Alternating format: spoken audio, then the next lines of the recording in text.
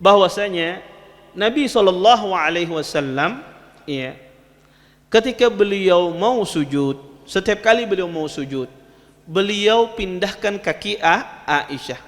Di sini Rasulullah SAW beliau melakukan gerakan-gerakan di dalam salat.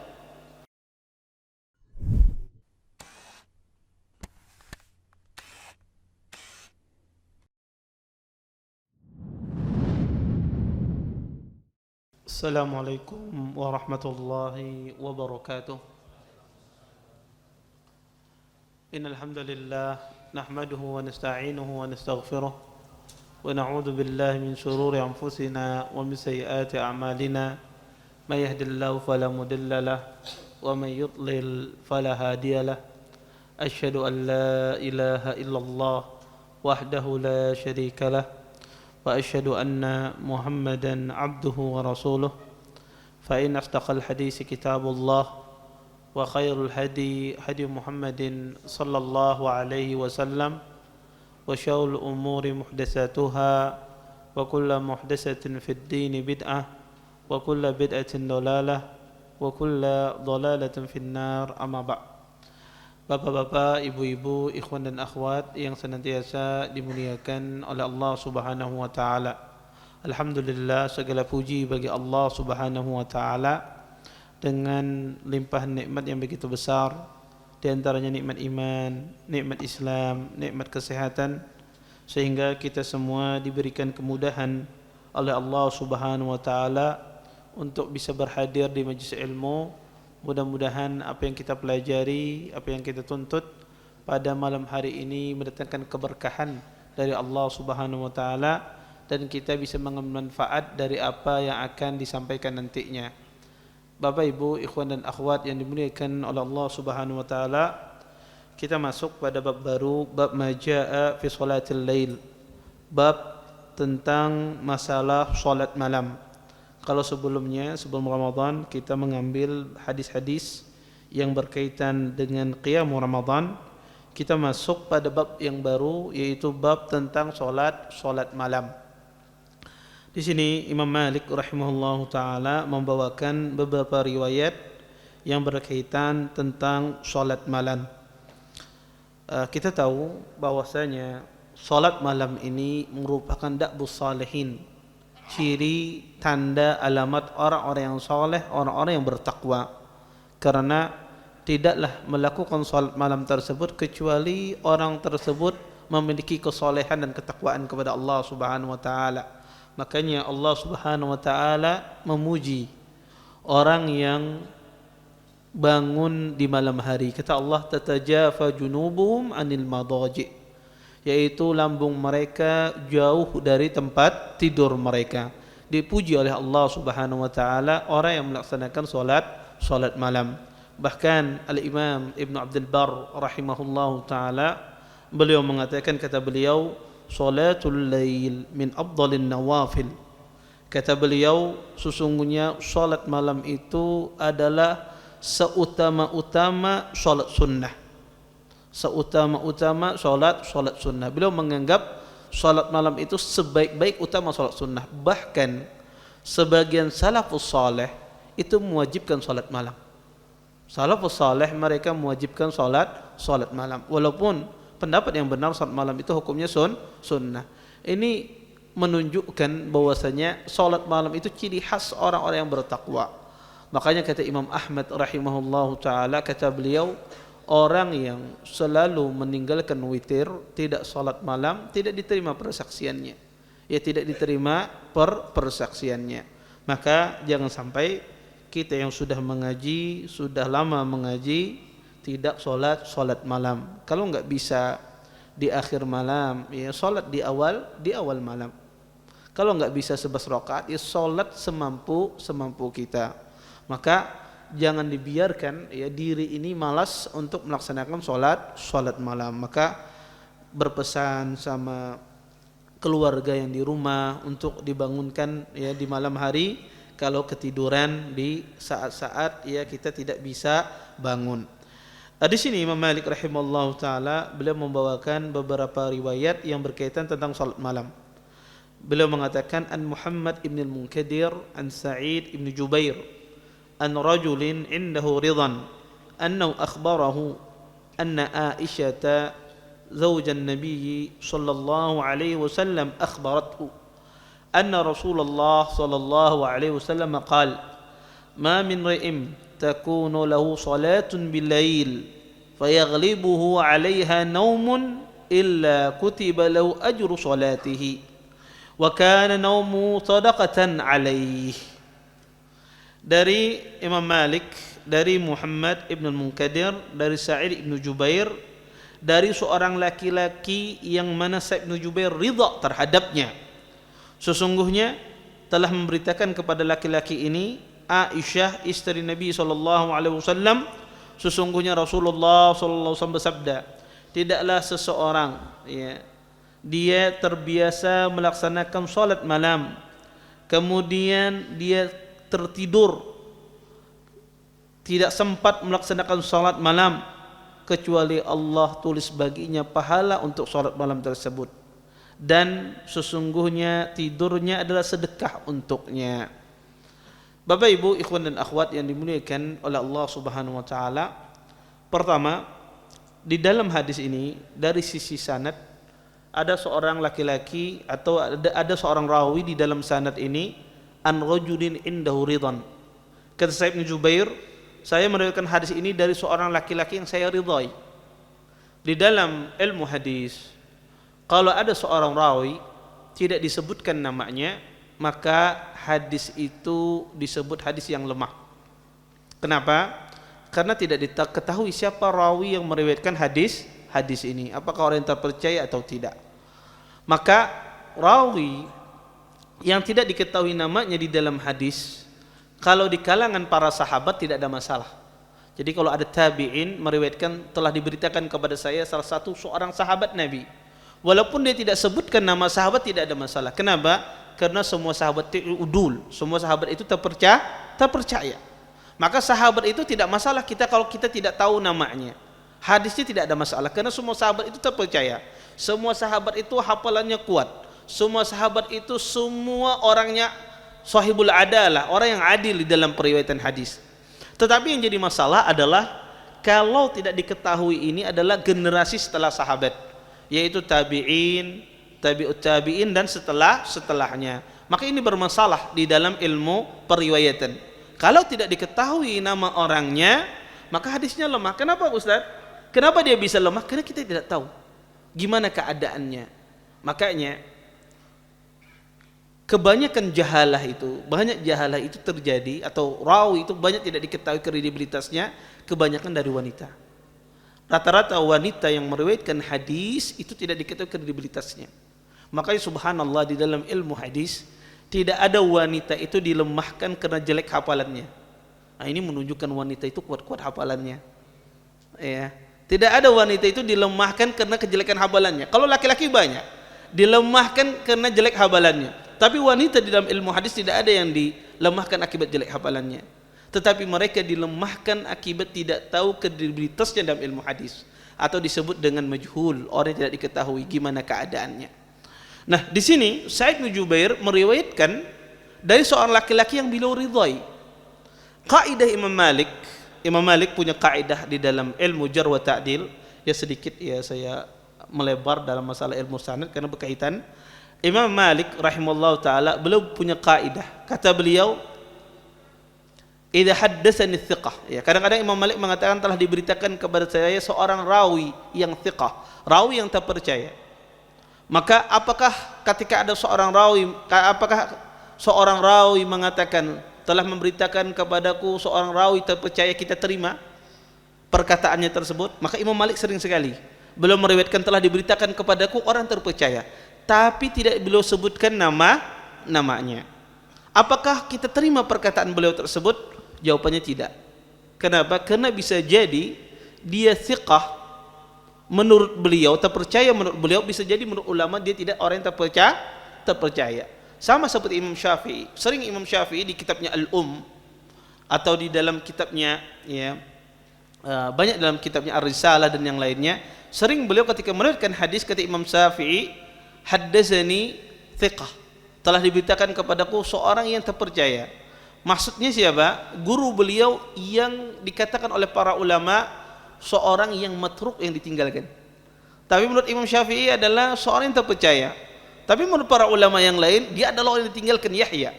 Ya, dia orang yang ditinggalkan dalam ilmu hadisnya. Maka siapa saja yang meriwayatkan hadis yang tidak menyebutkan nama rawi di dalam sanad, maka sanad itu menjadi lemah. Nah, di dalam hadis ini, di jalur Imam Malik ini, Imam Malik tidak menyebutkan sanad, tidak menyebutkan rawi yang meriwayatkan hadis dari Aisyah.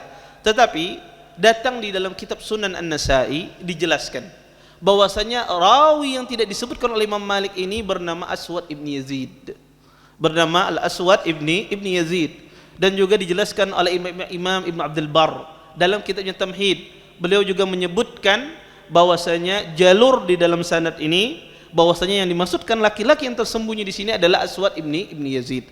Dengan itu hadis ini menjadi hadis yang sahih, ya, karena rawi-rawinya adalah orang-orang yang terpercaya. Taib, Bapak Ibu, hadis ini menjelaskan tentang masalah seseorang yang terbiasa sholat malam, kemudian dia ketiduran, tidak sempat sholat malam. Maka kata Nabi SAW, ditulis baginya pahala sholat malam tersebut, dan tidurnya itu adalah sedekah baginya. Kapan sebuah ibadah kita tinggalkan, tidak kita kerjakan, dia menjadi pahala bagi kita. Kata para ulama, tidak semua seseorang berniat melaksanakan sebuah ibadah kemudian tidak sempat dilaksanakan, berubah ibadah tersebut menjadi pahala bagi kita. Kata para ulama, ada beberapa syarat. Pertama adalah yang menghalanginya melaksanakan ibadah tersebut bukan uzur dunia, tetapi merupakan uzur syar'i. Contoh misalnya, saya ingin melaksanakan sholat duha di masjid atau di rumah. Saya berniat sudah ingin melaksanakan sholat duha. Kemudian karena setiap hari berjualan sunyi terus bisukan, jadi waktu sunyi-sunyi hendak sembahyang duha, tutup stumat, nah sembahyang duha. Ternyata pas hari itu rame banget berjualan payu, ya. Kada kau cing tutupan, kada kau tutup payu berjualan terus, tumben nih. Biasa pas hendak ibadah rame berjualan. Kan kayak itu rincak orang. Ya pas azan banyak orangnya datang. Pas kada azan kada datang di toko. Ya. Taib. Akhirnya terhalangi saya untuk sholat duha. Kenapa? Karena disibukkan dengan perkara dunia. Apakah saya dapat pahala? Tidak dapat pahala. Kenapa? Karena Anda meninggalkan salat tersebut bukan uzur syar'i, tapi karena akibat perkara dunia. Yang kedua, kata para ulama, sebuah ibadah kita berniat untuk mengerjakannya, kemudian tidak kita kerjakan, dapat pahala kalau ibadah itu menjadi kebiasaan bagi kita. Seorang terbiasa sudah mengerjakan amalan tersebut. Ada sebagian orang tidak terbiasa mengerjakan amalan. Iya, aku malam ini hendak sembahyang tahajud nah qiyamul lail. Setiap malam kita tahajud kada pernah digawi. Goring terus. Haru-haru berniat aja, tapi kada pernah begawi. Satu kali pun tidak pernah dia kerjakan. Maka tidak termasuk di dalam hadis ini. Yaitu orang yang mempunyai kebiasaan kemudian dia tidak bisa melaksanakannya. Para ulama juga menjelaskan bahwasanya niat itu, ya, dari hadis ini para ulama mengatakan bahwasanya seseorang berniat tanpa amal itu lebih baik beramal tanpa niat. Kalau ada orang berniat tanpa amal itu lebih baik ketimbang dia beramal tanpa niat. Kenapa? Orang yang beramal tanpa niat dia tidak dapat pahala. Karena niat itu membedakan antara sebuah ibadah dengan perkara kebiasaan. Niat itu membedakan antara ini perintah Allah, antara ini bukan perintah Allah Subhanahu wa taala. Makanya di antara fungsi niat itu tamyiz, kata para ulama, membedakan antara satu ibadah dengan ibadah yang lain. Maka kata para ulama, kalau ada orang beramal tanpa niat, maka dia tidak dapat pahala. Contoh misalnya seseorang, ya, dia mandi, ya, atau dia melaksanakan wudu, tapi dia tidak niat untuk wudu. Dia cuma hanya berbersih-bersih saja, membasuh muka, membasuh tangan dan semisalnya. Dia tidak niat untuk bersih-bersih, tidak niat dia untuk berwudu, tapi cuma sekedar bersih-bersih, maka dia tidak dapat pahala. Ketimbang seseorang berniat, kemudian dia tidak beramal, tapi dia berazam ingin beramal tapi tidak kesampaian, maka dia dapat pahala di sisi Allah Subhanahu wa taala. Kemudian Bapak Ibu, ikhwan dan akhwat yang dimuliakan Allah Subhanahu wa taala, kata para ulama, niat itu dia memiliki syarat. Niat itu memiliki syarat. Kapan kita dikatakan niat kita itu benar? Syarat kapan seseorang niatnya itu mendatangkan pahala? Kata para ulama, syaratnya adalah pertama orang muslim. Kalau dia bukan beragama Islam, apapun dia berniat kebajikan tidak mendatangkan pahala di sisi Allah. Kemudian yang kedua kata para ulama, niat tersebut syaratnya adalah al-ilmu bil manwi, mengetahui apa yang akan dikerjakan. Ya. Contoh misalnya, Anda melaksanakan sholat duha karena Anda tahu bahwa sholat duha itu disunnahkan. Ada sebagian orang dia umpat-umpatan. Ada orang di rumah bebacaan umpatnya, napa dibacakan tahu. Yang penting orang begaul itu saya gaul. Dia tidak tahu apakah ini disunnahkan, diperintahkan, makanya tidak dapat pahala. Kenapa? Karena dia tidak tahu apa yang dia kerjakan. Ini pentingnya seorang berniat. Jadi tidak semua ibadah itu dikerjakan orang dia mendatangkan pahala. Ada orang itu ketika beribadah umpat-umpatan. Dia kada tahu ini dianjurkankah, kadang umpat-umpatan. Ya, maka ini tidak mendatangkan pahala di sisi Allah Subhanahu wa taala. Kemudian kata para ulama, niat ini, ya, perkara niat ini adalah tujuannya untuk beramal. Kalau orang tidak beramal, tidak butuh dengan niat. Kalau kita tidak beramal ibadah, maka tidak butuh dengan niat. Makanya orang kalau membersihkan najis, apakah dia butuh dengan niat? Tidak butuh dengan niat, tidak perlu dengan niat. Anda membersihkan najis, ya, najis itu Anda bersihkan tanpa Anda berniat sama sekali, sah tidak? Sah. Ya. Anda meninggalkan riba tanpa Anda berniat sama sekali, sah apa tidak? Sah. Ya. Tetapi tapi bedanya adalah tidak mendapatkan pahala, tapi perbuatannya sah. Berbeda halnya kalau Anda mandi junub. Anda mandi tidak diniatkan mandi junub, maka Anda tidak dikatakan mandi junub karena tidak berniat. Maka kata para ulama, niat itu fungsinya untuk dikerjakan. Adapun yang ditinggalkan, perkara yang ditinggalkan tidak membutuhkan niat. Perkara yang dilarang oleh Allah tidak membutuhkan niat untuk meninggalkannya. Ya, misalnya, atau perkara-perkara yang untuk tidak beramal tidak butuh niat. Antum punya hutang sama orang lain. Kemudian antum bayar. Antum membayar tidak niat membayar hutang, tapi bayar saja. Taib. Apakah membutuhkan niat? Tidak butuh niat. Orang yang menerima pembayaran tersebut pun juga tidak butuh niat. Ya, maka niat itu digunakan untuk beramal. Kemudian Bapak Ibu ikhwan dan akhwat yang dimuliakan Allah Subhanahu wa taala, ada iskal di kalangan para ulama. Kalau orang beramal dengan kebaikan ditulis pahala. Adapun orang yang berniat dengan kebaikan juga ditulis pahala. Kalau terhalang dengan uzur syar'i. Bagaimana dengan perbuatan dosa? Seorang melakukan perbuatan dosa, maka ulama sepakat orang yang melakukan perbuatan dosa ditulis satu dosa. Karena Nabi SAW mengatakan man hamma bisayyi'atin fa amilaha kutibat lahu sayyi'ah. Orang yang berkeinginan untuk berbuat jelek kemudian dia mengerjakan ditulis satu dosa. Wa man hamma bisayyi'atin falam ya'malha kutibat lahu hasanah. Dan barang siapa yang berkeinginan melakukan dosa kemudian tidak dia kerjakan ditulis satu pahala. Di sini iskal di kalangan para ulama. Gimana orang berbuat jahat, ingin berbuat dosa, tetapi dia tinggalkan dapat pahala? Apakah semuanya demikian? Tidak semuanya. Orang berniat berbuat dosa kemudian tinggalkan, tidak semuanya mendapat pahala. Para ulama mengatakan ada orang melakukan perbuatan maksiat, ya, ingin melakukan perbuatan maksiat, dia sudah melakukan segala cara, tetapi tidak kesampaian. Akhirnya tidak jadi melakukan perbuatan maksiat. Maka ini ditulis dosa, bukan pahala. Atau orang hendak melakukan maksiat tetapi dia tidak mampu melakukan maksiat tersebut. Kenapa? Karena dia tidak sanggup, ada penghalangnya. Contoh, maling misalnya menaiki rumah orang hendak mencuri, pas hendak mencuri dijaga serigala, ya. Ketika akhirnya lari malingnya, ya.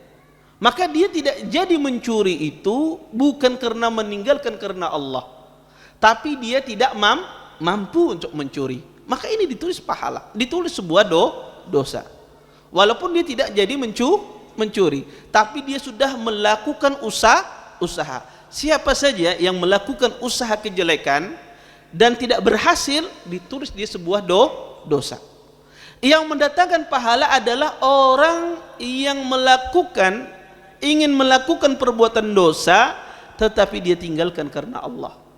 Dia ingin mencuri, kemudian dia ingat bahwasanya ini adalah berdosa, dia tinggalkan. Dia ingin berzina, dia ingat bahwasanya ini adalah perbuatan dosa, dia tinggalkan. Dia ingin melihat, matanya ingin melihat sesuatu yang Allah haramkan, ingat dia bahwasanya ini perbuatan dosa, maka dia tinggalkan.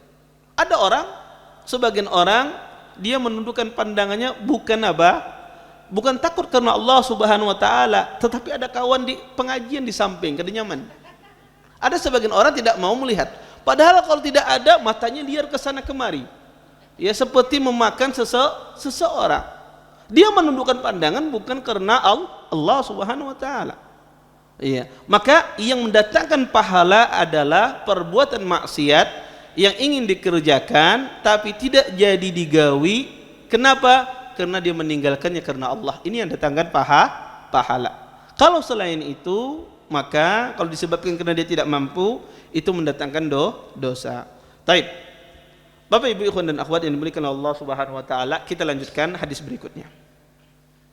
An Abi Nadar Maula Umar ibn Ubaidillah an Abi Salama ibn Abdurrahman an Aisyah زوج النبي صلى الله عليه وسلم أنها قالت كنت أنام بين يدي رسول الله صلى الله عليه وسلم ورجلاي في قبلته فإذا سجد غمزني فقبضت رجلي فإذا قام بسطتهما قالت والبيوت يومئذ ليس فيها مصابيح. Dari Abi Nadar Maula Umar ibn Ubaidillah, dari Abi Salamah ibn Abdurrahman, dari Aisyah istri Nabi sallallahu alaihi wasallam, beliau berkata, kata Aisyah, dulu aku tidur di hadapan Rasulullah sallallahu alaihi wasallam dan kakiku menjulur ke arah kiblat. Jika Nabi SAW sujud, maka Nabi pun menyentuh kakiku. Maka ketika Nabi menyentuh kakiku, kata Aisyah, faqabatu rijlayya, maka aku tarik kembali kakiku dari arah kiblat. Fa idza qama, dan ketika Nabi bangkit untuk salat berdiri, bangun untuk berdiri, maka aku bentangkan kembali, aku julurkan kembali kedua kakiku, kata Aisyah. Wal buyut yauma idzin laisa fiha masabih. Kata Aisyah, dan pada saat itu rumah-rumah tidak ada lampu, tidak ada penerangan. Bapak Ibu ikhwan dan akhwat yang dimuliakan oleh Allah Subhanahu wa taala, hadis ini hadis yang sahih. Hadis ini menjelaskannya, pertama bagaimana kecilnya rumah Nabi sallallahu alaihi wasallam, sampai-sampai ya Nabi sallallahu alaihi wasallam, ya, Aisyah tidur di mukanya Rasulullah karena kecil sekali rumahnya Rasulullah SAW. Maka kalau antum pernah berkunjung ke Masjid Nabawi, antum lihat itu kuburan Nabi SAW, maka itulah rumah Aisyah pada zaman dahulu. Kecil sekali, sangat kecil. Iya. Kemudian di hadis ini banyak faedah yang bisa kita ambil. Pertama adalah masalah tentang boleh tidak seorang laki-laki sholat di belakang wanita. Di sini Nabi SAW sholat di belakang Aisyah. Karena Aisyah di depan Nabi. Nabi SAW sholat di belakang Aisyah. Apa hukum laki-laki sholat di belakang wanita? Para ulama mengatakan sah tidak di depan laki-laki itu wanita. Kita berbicara sah atau tidak, bukan berbicara sunnah. Sunnahnya wanita sholat paling di belakang. Itu sunnahnya. Tetapi kalau wanita ada sholat di depan laki-laki, sah apa tidak? Maka kata para ulama, ya, laki-laki wanita, ya, kalau ada wanita di depan laki-laki di dalam sholat sendiri, maka di dalam sholat sunnah tidak mengapa. Di dalam sholat sunnah tidak berjamaah. Di dalam sholat sunnah kita sendiri, kebetulan kita sholat sendiri, ternyata di depan kita wanita, maka tidak mengapa. Adapun di dalam sholat berjamaah tentu ini tidak boleh, wanita harus berada di belakang. Tapi ketika dalam sholat sendiri, contoh misalnya Anda ketika habis tawaf, kemudian Anda sholat di belakang makam Ibrahim. Anda sholat di belakang, ternyata di depan Anda wanita, Anda sholat sendiri. Boleh tidak demikian? Boleh, tidak mengapa. Ya. Maka di dalam sholat sunnah tidak ada masalah laki-laki sholat di belakang wanita, walaupun afdalnya adalah wanita itu sholat di belakang laki-laki. Tapi kita berbicara dari sisi boleh atau tidaknya. Ini kalau sholatnya sendiri di dalam sholat sunnah. Adapun di dalam sholat wajib, para ulama tidak membolehkan. Di dalam sholat wajib, maka seseorang tidak boleh sholat di belakang wanita atau di dalam sholat berjamaah, kecuali dalam kondisi darurat, dalam kondisi tidak memungkinkan lagi. Contoh misalnya Anda sholat, dan ini sering terjadi mungkin orang yang ketika umrah, ya, kalau di tempat kita ini jarang, kasusnya jarang, tapi ketika umrah itu sering terjadi orang mencari tempat penuh masjidnya, tidak ada lagi tempat kosong kecuali di depannya adalah wanita, ya. Maka kalau dalam kondisi darurat, maka insya Allah tidak mengapa. Kemudian yang kedua, faedah yang kedua dari hadis ini adalah masalah hadis ini diambil pendalilan oleh para ulama bahwasanya wanita tersentuh laki-laki atau laki-laki tersentuh wanita itu tidak membatalkan wudhu seseorang. Dalilnya apa? Nabi SAW sholat, ketika beliau sholat, beliau pindahkan kakinya Aisyah atau menyentuh kaki Aisyah. Maka di sini Nabi SAW beliau tidak membatalkan sholat beliau. Kalau seandainya tersentuh wanita itu membatalkan sholat, maka Nabi akan batalkan sholat beliau. Sebahagian orang mengatakan, Ustadz, Nabi itu menyentuh Aisyah itu karena Aisyah pakai baju. Jadi Nabi yang Nabi sentuh itu adalah bajunya Aisyah. Tetapi pentakwilan semacam ini sangat jauh. Kenapa? Karena biasanya orang guring itu jarang pakai kaos kaki, pakai baju utuh jarang. Biasanya orang guring itu ya pakai baju tidur, wanita dengan suaminya. Maka jarang sekali ada wanita tidur bercadar utuh semua dengan suami, jarang. Ya, maka biasanya orang itu tidur, ya dia pakai, kalau wanita ya pakai baju tidur, baju daster dan semisalnya. Maka mustahil Nabi SAW tidak menyentuh kulit Aisyah. Oleh karena itu sebetulnya tidak membatalkan wudhu, ya, seseorang tersentuh istrinya atau tersentuh mahramnya atau tersentuh wanita lain tanpa sengaja, itu tidak membatalkan wudhu seseorang. Dan ini juga mudah di dalam syariat. Karena kalau kita mengambil pendapat yang membatalkan, ya walaupun ini masalah khilaf di kalangan para ulama, tetapi ya ini akan terjadi kesusahan yang luar biasa. Khususnya orang ketika tawaf, ya, maka tidak akan mungkin terlepaskan, akan tersentuh dengan kaum wanita, apalagi di waktu padatnya tawaf tersebut, ya. Kadang sebagian orang yang mengambil pendapat membatalkan wudhu tersentuh wanita pas tawaf, kadang mau batal jinya. Kenapa? Sudah beda imam, ganti madhab.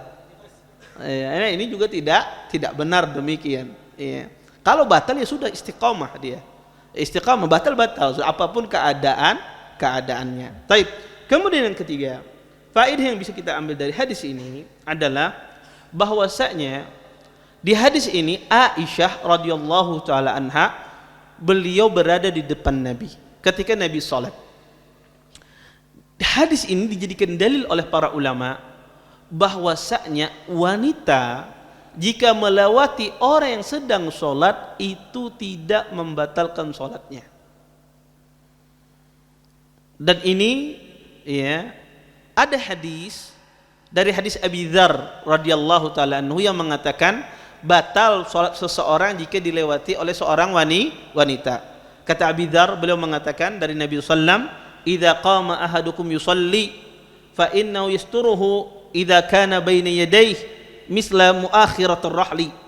Kata Nabi SAW, jika salah seorang di antara kalian salat, maka hendaklah dia menaruh sutrah di depannya seperti pelana kuda.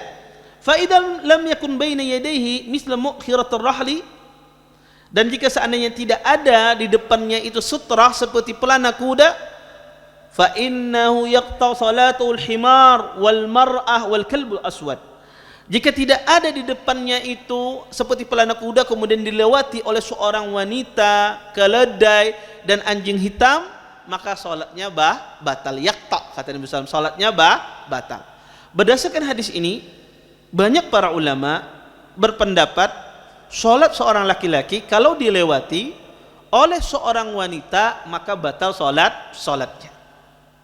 Tetapi hadis Aisyah yang kita bacakan tadi, Aisyah berada di depan Nabi SAW dan Nabi tidak membatalkan salatnya. Makanya Aisyah radhiyallahu taala anha mengingkari hadis Abi Dzar.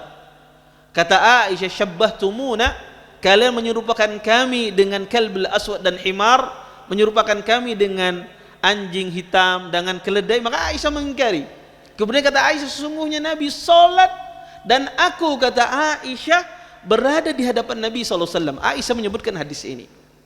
Makanya terjadi khilaf yang sangat besar di kalangan para ulama. Apakah batal salat seseorang jika dilewati oleh seorang wanita? Ada dua pendapat, banyak pendapat, tapi secara ringkas ada dua pendapat dalam masalah ini. Pendapat yang pertama yang mengatakan batal, mengambil zahir hadis Abi Dzar, hadis Ibnu Abbas, hadis Abi Hurairah dan hadis Ibnu Umar. Dan subhanallah, semua sahabat yang meriwayatkan hadis bahwasanya batal salat wanita, salat seseorang jika dilewati wanita, semua sahabat kecuali Abu Dzar, Ibnu Abbas, Abu Hurairah, Ibnu Umar, semuanya berpendapat tidak batal. Semuanya berpendapat tidak batal. Yang kedua, pendapat yang kedua bahwasanya wanita jika melewati orang salat tidak batal salatnya, tetapi berkurang pahalanya. Berkurang pahalanya. Apa dalilnya? Pertama, makna hadis dari hadis Abi Dzar yaqta di sini, makna qata'a di dalam bahasa Arab memiliki dua makna. Bisa maknanya terputus, bisa maknanya berkurang. Maka kata para ulama, makna yang cocok kata yaqta di sini dalam hadis Abi Dzar adalah berkurang pahalanya. Apa yang menyebabkan kita menafsirkan tafsir tersebut? Pertama, hadis Aisyah ini. Hadis Aisyah ini, ya, Aisyah berada di depan Nabi SAW. Sebagian ulama membantah, tidak. Hadis Aisyah itu berbeda dengan hadis Abi Dzar. Hadis Abi Dzar berkaitan dengan lewat. Kalau hadis Aisyah berdiam, tidak lewat. Maka kata mereka yang batal itu lewat. Kalau yang berdiam tidak lewat, tidak membatalkan. Padahal Imam Ibnu Qayyim ditanya, kenapa? Imam Ibnu Qayyim menjelaskan kenapa dibedakan, kata beliau. Kata beliau, karena yang melewat itu tashwish, banyak mengganggu orang yang sedang salat, berbeda dengan yang diam. Tapi pendalilan semacam ini kurang kuat. Kenapa? Justru yang berdiam itu lebih mengganggu ketimbang lewat. Orang yang sekedar lewat sudah hilang. Tapi kalau berdiam berikungan di hadapan pian, mengganggu. Justru itu lebih mengganggu. Kalau itu saja tidak membatalkan salat, apalagi lewat. Iya. Kemudian yang ketiga kata mereka, bahwasanya rawi-rawi yang meriwayatkan hadis ini, Aisyah, Ibnu Umar, Ibnu Abbas, semuanya mengingkari hadis tersebut. Kata mereka tidak batal. Dan subhanallah, betul ya, semua hadis yang mengatakan batal lewat wanita, semua hadisnya lemah kecuali hadis Abi Dzar. Kecuali hadis Abi Dzar yang saya bacakan tadi. Oleh karena itu wallahu taala alam, ya, paling dekat makna kata yaqta di sini adalah maknanya berkurang. Ya, bukan batal, ya. Dan sekali lagi ini masalah khilaf di kalangan para ulama. Taib. Kemudian di antara, ya, faedah yang bisa kita ambil juga di dalam hadis ini bahwasanya Nabi sallallahu alaihi wasallam, ya, ketika beliau mau sujud, setiap kali beliau mau sujud, beliau pindahkan kaki Aisyah. Di sini Rasulullah sallallahu alaihi wasallam beliau melakukan gerakan-gerakan di dalam salat. Yang mana gerakan ini bukan gerakan salat, memindahkan kaki Aisyah. Kata para ulama, apakah gerakan di dalam salat itu bisa membatalkan salat seseorang? Ahlul ilm mengatakan, mereka sepakat gerakan yang sedikit itu tidak membatalkan salat. Gerakan yang sedikit itu tidak membatalkan salat. Atau gerakan yang banyak, ada hajah tertentu juga tidak membatalkan salat kalau seandainya secara uruf orang melihat itu masih dalam kondisi salat. Maka kalau ada gerakan yang sedikit atau gerakan banyak, ada hajah, ada kebutuhan, dan orang yang melihatnya itu tidak membatalkan salat, menganggap masih orang itu dalam kondisi salat, maka salatnya tidak batal. Contoh gerakan yang sedikit misalnya, ada nyamuk, ya, kemudian pian garu. Maka apakah menggaru itu membatalkan salat? Tidak batal salatnya. Ada sebagian orang membatasi 3 kali, lebih dari 3 kali batal sembahyangnya. Ya. Sehingga ada sebagian orang kalau gatal, ya, di pipinya nyamuk bergaruk 1, 2 berdiam dulu. Karena ulang-ulang dari awal 1, 2 diam ulang. Iya. Karena takut dia batal kalau 3 kali terus menerus. Sebetulnya tidak. Ini tidak membatalkan salat seseorang karena tidak ada dalil yang mengatakan itu batal. Yang kedua, ada itu gerakan yang sedikit. Nabi SAW di dalam hadis yang lain, beliau pernah membawa cucu beliau Umamah. Ya, Umamah itu digendong oleh Nabi SAW, dibawa. Nabi setiap kali ruku, sujud dinaiki oleh Umamah, ya. Pundak beliau dinaiki. Jadi Nabi kalau mau sujud, mau apa, dialihkan dulu Umamahnya, hanya Nabi bangkit dari sujud beliau. Di sini Nabi melakukan banyak gerakan. Tapi ini tidak membatalkan salat seseorang. Karena gerakan yang banyak itu tidak menjadikan salat itu batal. Dia menjadi batal kalau gerakan itu pertama secara uruf itu orang melihat keadaan seperti sembahyang. Jadi orang melihat ini sembahyang kah kadakah? Kalau semacam itu orang melihatnya berarti ini sudah batal. Yang kedua, pergerakan tersebut menyelisihi kiblat. Kiblat arah depan, dia bergerak ke arah belakang. Maka itu batal salatnya. Kemudian Bapak Ibu ikhwan dan akhwat yang dimuliakan oleh Allah Subhanahu wa taala, di hadis ini menjelaskan kepada kita bahwasanya Nabi SAW beliau salat di atas kasur. Kenapa? Dan kita tahu kasur Nabi itu terbuat dari hasir, dari tikar. Ya, dari tikar pelapah kurma. Kenapa kita tahu di sini? Karena Aisyah tidur di depan Nabi SAW. Di sini para ulama menjelaskan apa hukumnya sholat di atas kasur. Boleh tidak? Ada mungkin sebagian jamaah saking pengolernya sembahyang tahajudnya di atas kasur. Saking kolernya tuh turun misalnya. Boleh tidak dia sholat di atas kasur tersebut? Para ulama mengatakan afdalnya seseorang semakin dia menyentuh ke tanah, ke lantai itu lebih baik. Ya. Tetapi kalau seandainya ada pembatas penghalang seperti karpet dan semisalnya, maka itu tidak mengapa. Itu tidak menjadikan sholat itu tidak boleh. Dan ini kata ahlul ilm tidak ada bedanya antara dia sholat di atas karpet ataukah dia sholat di atas busa. Tidak ada bedanya. Maka hal tersebut diperbolehkan di dalam Islam. Dan dalilnya adalah perbuatan Nabi SAW. Kemudian Bapak Ibu ikhwan dan akhwat yang dimuliakan oleh Allah Subhanahu wa taala, di antara faedah juga di dalam masalah hadis ini adalah Aisyah mengatakan wal buyutu yauma idzin fiha masabih. laisa fiha masabih. Kata Aisyah, dan pada saat itu rumah-rumah tidak ada lampu, tidak ada penerangan. Maksud di sini adalah Aisyah radhiyallahu taala anha, beliau tidak tahu keadaan Nabi SAW sedang sholat. Sehingga Aisyah tahu Nabi sujud itu ketika Nabi menyentuh kakinya. Tahu Aisyah, bukan Aisyah beristilah menjulurkan batis biar Nabi kada kau sujud, tidak. Tetapi Aisyah tidak tahu keadaannya, tidak ada masabih, kata Aisyah. Dan Aisyah kondisinya pada saat itu beliau setengah tidur. Makanya kata Aisyah, ketika Nabi menyentuh kaki beliau tarik. Iya. Saat itu beliau julukan lagi. Ketika Nabi tidak sentuh, beliau julukan lagi. Ini Aisyah ingin menekankan bahwasanya perbuatan beliau itu tanpa ada unsur kesengajaan.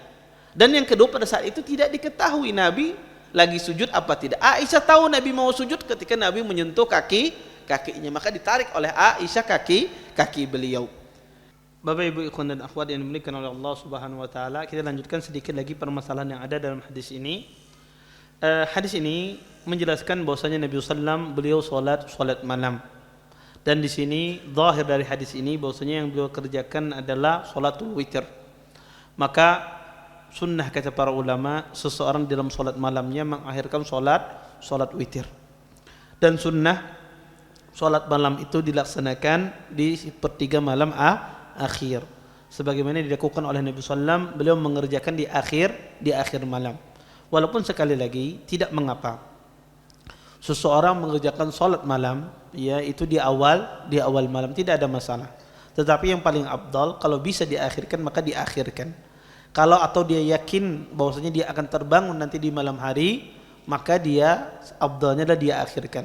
Tapi kalau kita lemah iman, tidak kuat dengan godaan tidur, ya kalau sudah tidur ngalih dibangunkan dan semisalnya, maka sholat di awal malam. Jangan insya Allah bangun padahal sudah tahu lemah imannya, sudah tahu tidak mungkin terbangun, maka sholat di awal malam. Karena itu biasanya juga godaan syaitan.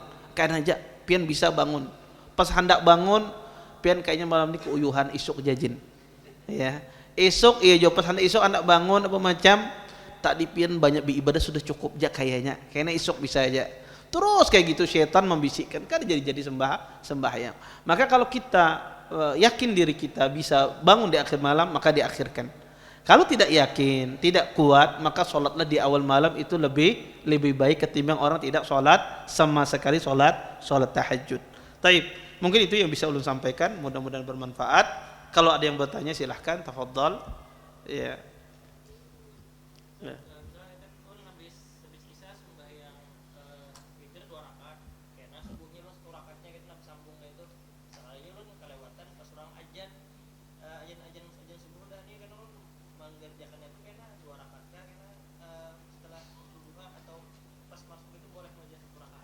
Witir. Ada dua pendapat ya masalah waktu witir itu.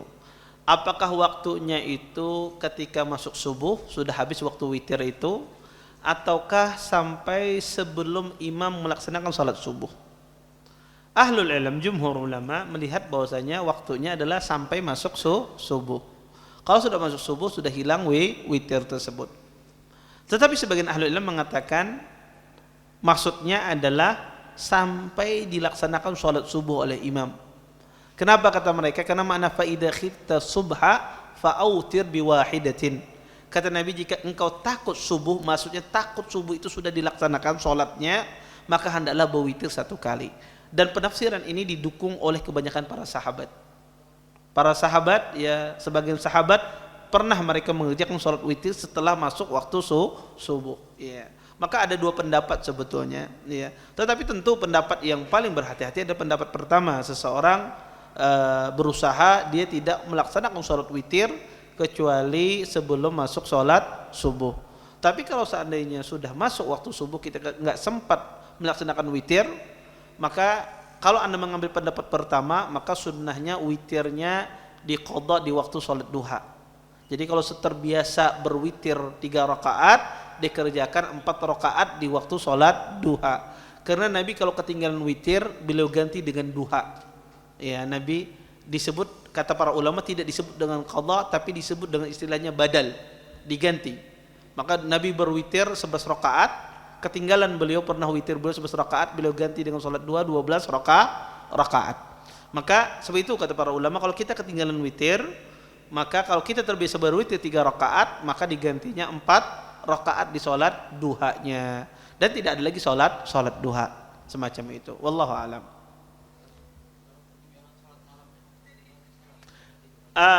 Enggak, kalau ketinggalan salat malam ya otomatis salat malam itu dengan salat witir ya.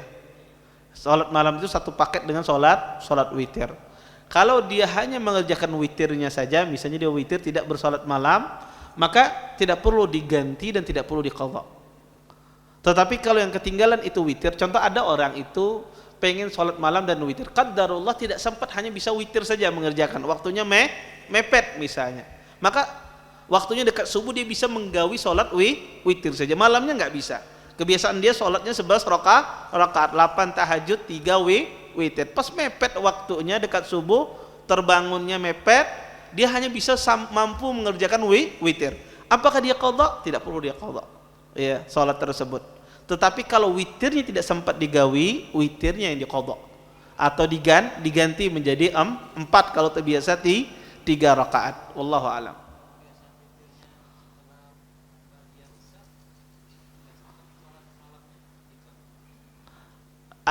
Witirnya nggak sempat apa salat malamnya?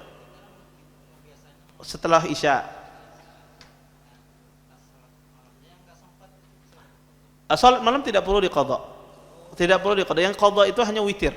Badal diganti itu cuma witir. Kalau witir nggak digawi, witirnya diganti dengan salat duha tadi.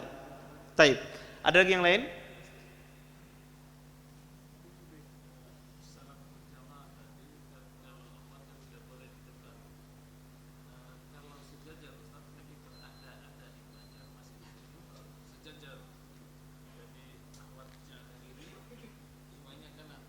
Tapi dipisah dengan hijab apa seperti ya.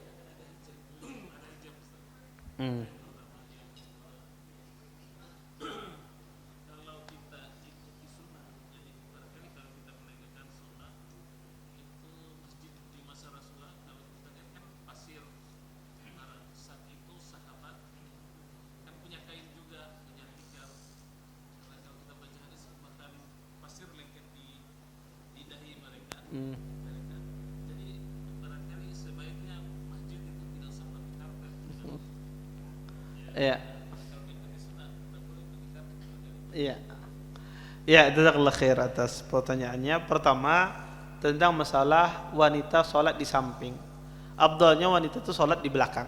Ya, di belakang. Tapi kalau ada di masjid, dia sholat di samping dipisah dengan hijab, ya tidak mengapa, sholatnya sah saja.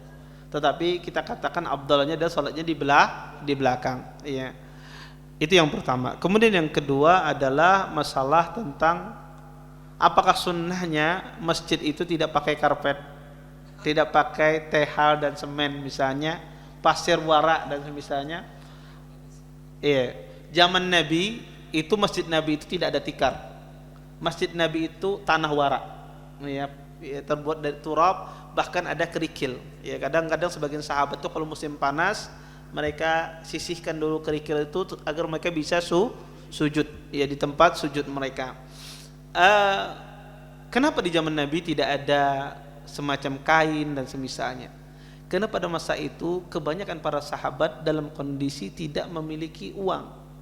Dunia dalam kondisi pada saat itu kecil. Mereka pembandaran harta mereka sedikit. Tidak diluaskan pada saat itu dunia. Sehingga kaum muslimin hidup dengan keadaan tawadu dan zuhud. Makanya kata Aisyah, Anda baca tadi, wa inda idin, kata Aisyah, ketika itu tidak ada penerangan. Itu saking miskinnya para sahabat, pelita saja lampu api ya itu tidak ada ya. Saking apa, mereka tidak memiliki biaya dan semisalnya.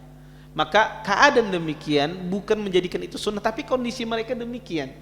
Tidak ada harta yang cukup untuk menjadikan mereka berluas-luasan di dalam perkara dunia. Makanya sahabat Nabi SAW sholat pakai sendal ketika masuk masjid, karena pada saat itu tidak ada karpet dan yang lainnya. Emang kondisinya demikian.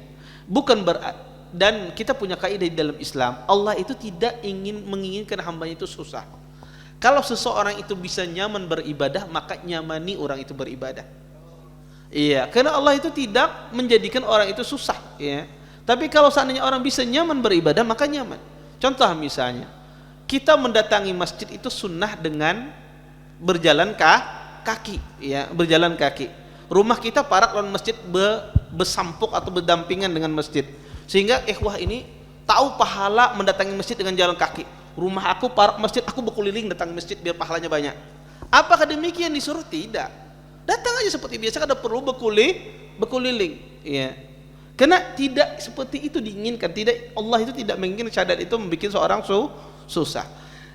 Maka kalau di masjid itu bisa diadakan semacam karpet dan semisalnya, maka itu lebih baik, ya. Apalagi karpetnya, ya, tebalnya, ya, 50 cm, wah, masya Allah, ya. Maka itu luar biasa, ya. Kalau orang bisa, ya, dia nyaman dengan ibadahnya, khusyuk dalam ibadahnya, kenapa tidak? Ya, kenapa tidak? Karena Islam tidak menginginkan orang itu susah dalam beribadah. Yang dilarang adalah berlebih-lebihan.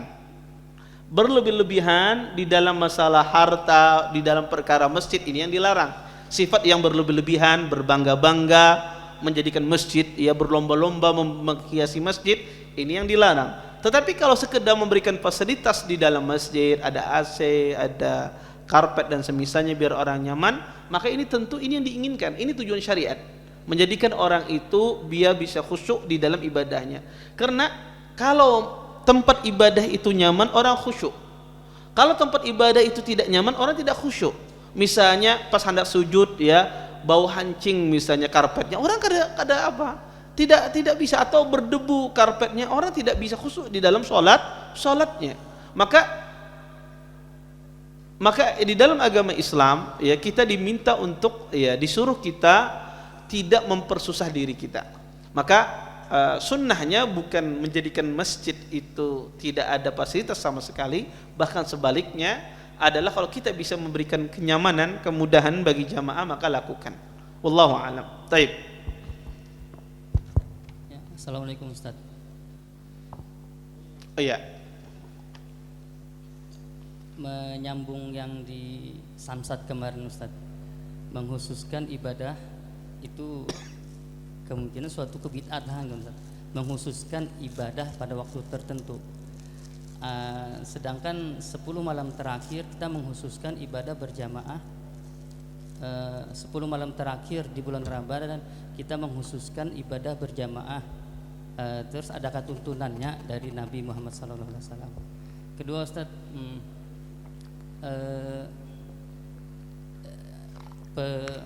hilal, masalah hilal Ustaz, adakah dalilnya hilal itu 3 derajat baru kita berbuka Ustaz? Padahal kan kalau sudah melihat hilal kita langsung berbuka. Apakah kita masih taat dengan pemerintah walaupun suatu kesalahan nyata di hadapan kita Ustaz? Iya, gitu aja Ustaz. Assalamualaikum. Iya, jazakumullah khair. Adapun masalah yang pertama kemarin itu saya rasa sudah saya jawab, ya. Orang yang mengatakan tidak membolehkan 10 terakhir berjamaah itu adalah tidak boleh, kata mereka itu bid'ah karena tidak ada contohnya dari Nabi. Maka kita katakan ada contohnya dari perbuatan sahabat Talq ibni Ali, dan ini tidak diingkari oleh para sahabat yang lain. Kemudian yang kedua, ulama berdalil dengan keumuman hadis. Nabi SAW pernah sholat tarawih berjamaah 3 malam atau 4 malam kemudian ditinggalkan oleh Nabi. Itu sudah cukup contoh bagi kita untuk melaksanakan sholat tarawih berjamaah. Kalau mereka mencari secara detail harus setiap malam berjamaah, maka tarawih pada hari ke-6, hari ke-5, hari ke-6, hari ke-7, hari ke-8 kan ada dalilnya. Tidak ada dalilnya. Nabi 3 hari aja. Kalau mau 4 sunnah 3 hari aja pin berjamaah Ramadan. 4-5 hari pin di rumah berataan. Tidak ada dalilnya. Maka sama konsekuensi logikanya. Tapi tidak semacam itu kita berdalil. Kalau itu sudah ada contoh dari Nabi. Jadi gini, kalau ada perbuatan Nabi kemudian ada ilahnya pada perbuatan tersebut, maka perbuatan tersebut selalu diulang. Maka ini disebut kata para ulama al-amr yufidu tikrar. Al-amr, kalau ada perintah dari Allah dan ada ilahnya, maka perintah tersebut selalu kita kerjakan. Contoh, kenapa kita sholat? Apakah cukup satu kali saja kita sholat 5 waktu, sudah ada perlu lagi sholat seumur hidup? Tidak. Ketika Allah mengatakan, kata Allah, aqimus sholah, dirikanlah sholat. Apakah cukup satu kali saja kita sholat? Setelah itu kita ada perlu lagi sholat? Tidak. Kenapa kita mengulang sholat? Karena ada ilahnya. Kenapa? Masuknya waktu sholat terus berulang kali. Esok datang lagi waktu sholat, maka kita mengerjakan lagi perintah tersebut. Nabi mencontohkan sholat, ya, Jibril mencontohkan cuma satu kali, tidak setiap hari dicontohkan oleh Jibril alaihissalam, memberitakan tanda waktu-waktu kepada Nabi. Sama seperti itu, ketika Nabi mencontohkan 1-2 kali sholat tarawih, maka karena itu Ramadan, besok ada lagi Ramadan, maka ilahnya sama, maka perbuatan itu pun diulangi. Maka contoh itu tidak mesti setiap kali dicontohkan, tetapi cukup dikasih 1-2. Kalau ada ilah yang sama, sebab yang sama, maka diulangi perbuatan tersebut. Ya, ini kembali dalam masalah tersebut. Dan juga perbuatan sahabat tidak ada yang mengingkari. Walaupun sekali lagi saya katakan salat ta'qib terjadi khilaf di kalangan para ulama. Itu istilahnya salat ta'qib. Ya, jumhur ulama membolehkan. Hanabilah, Hambali tidak membolehkan. Mazhab Hambali tidak membolehkan salat ta'qib. Ta'qib itu adalah salat seseorang melaksanakan sudah salat malam berjamaah dan tarawih, ya, kemudian tengah malam berjamaah lagi melaksanakan qiyamul lail, maka ini disebut dengan ta'qib di dalam istilah salat ta'qib. Ada 2 pendapat dalam masalah ini. Pendapat yang melarang, mereka melarang karena itu membebani, kata mereka. Tetapi ilah mereka lemah sekali. Kenapa? Karena orang yang melaksanakan salat tidak merasa terbebani. Yang kedua, ada perbuatan para sahabat. Yang ketiga, ada hadis Nabi SAW. Apa hadisnya? Hadis yang sangat jelas sekali.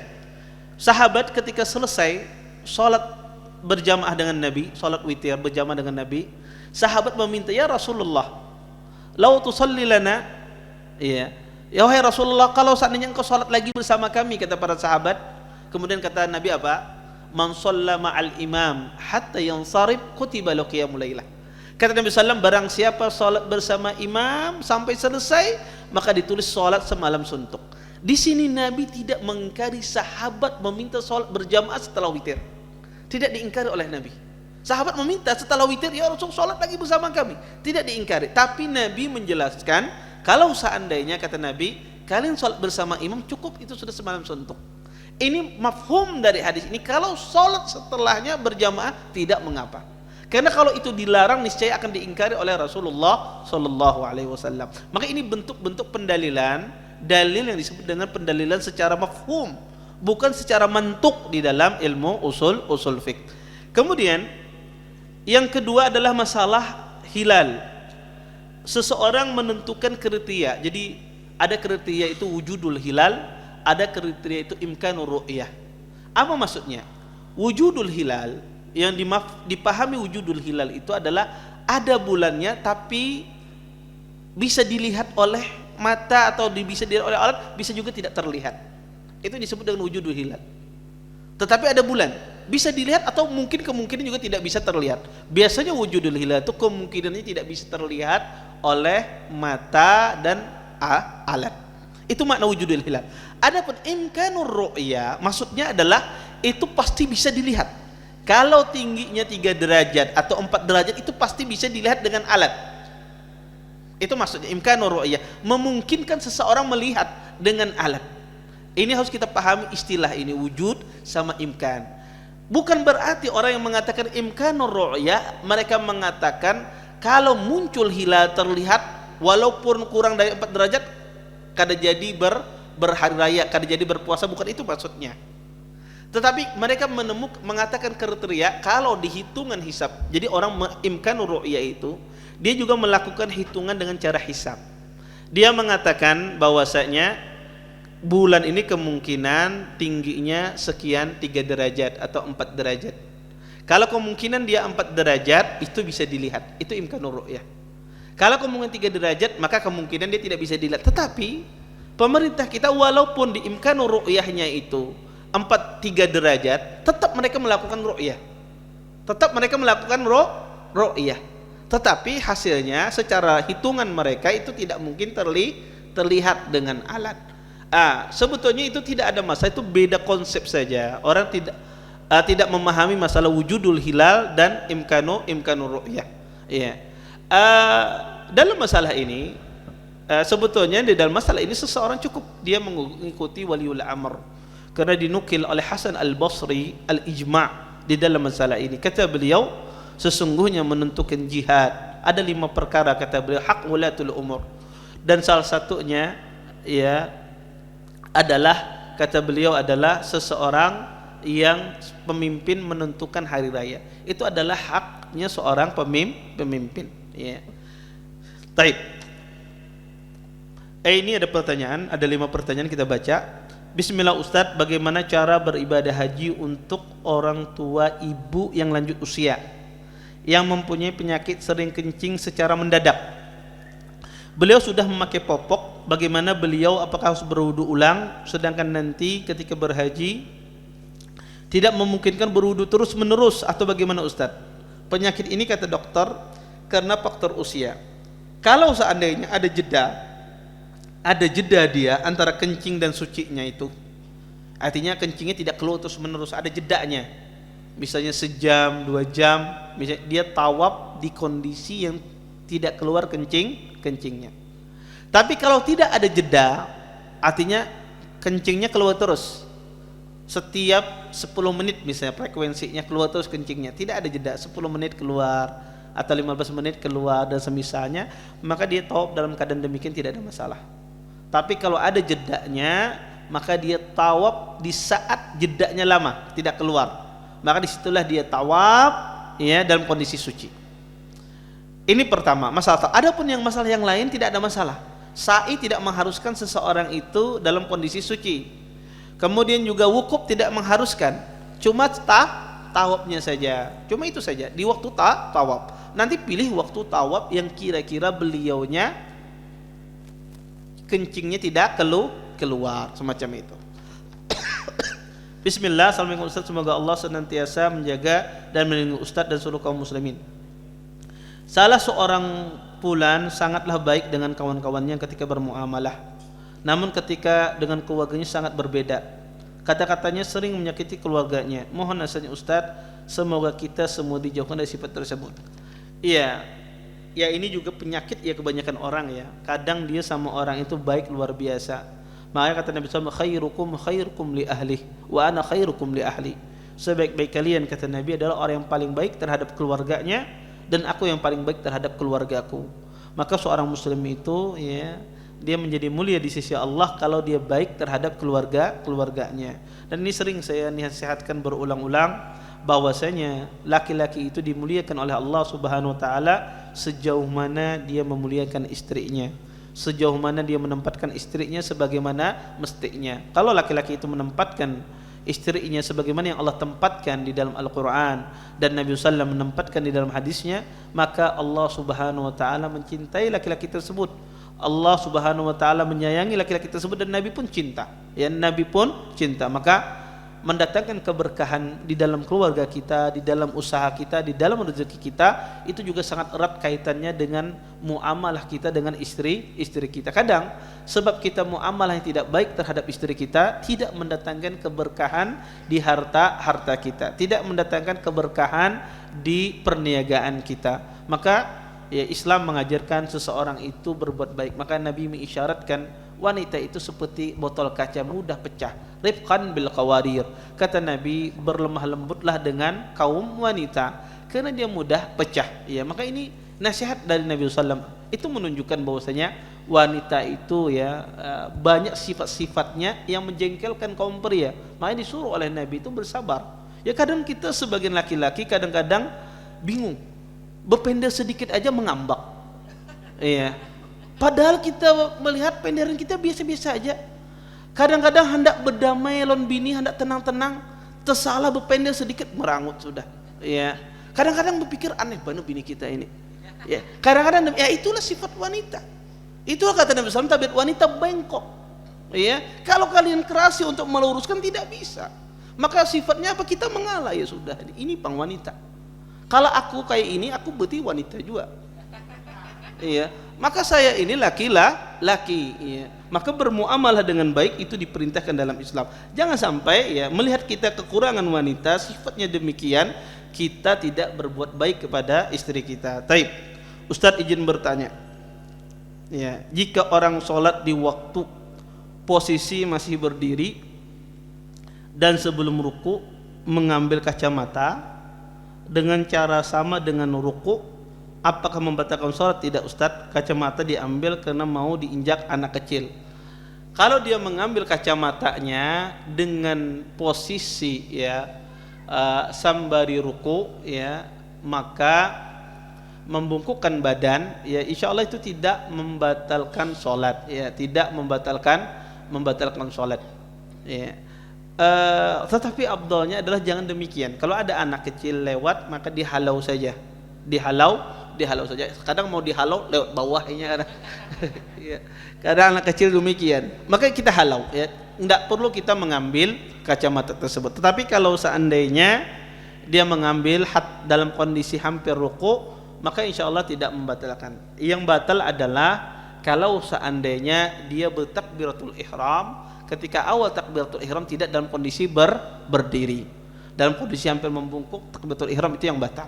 Tapi ketika dalam sholat misalnya ada kebutuhan dia membungkukkan mengambil sesuatu, maka itu tidak membatalkan sholatnya. Assalamualaikum, tadi dijelaskan bahwa orang yang mengerjakan tanpa niat beramal tidak mendapatkan pahala. Bagaimana dengan sholat anak kecil? Apakah mereka tidak mendapatkan pahala karena mereka beramal masih ikut-ikutan?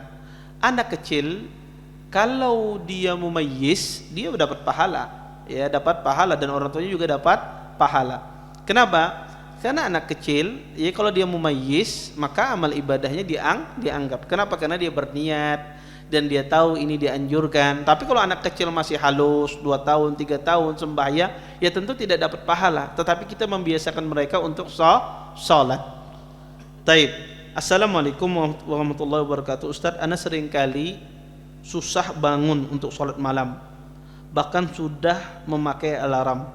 Ana memiliki saudara yang rajin sholat malam, namun ia tidak pernah mau membangunkan ana atau keluarga yang lain untuk sholat malam. Mohon nasihatnya Ustadz untuk ana dan keluarga. Iya, bisa jadi pertanyaan ini saya tidak tahu apakah dia dalam satu rumah atau tidak. Kalau beda rumah emang susah orang membangunkan.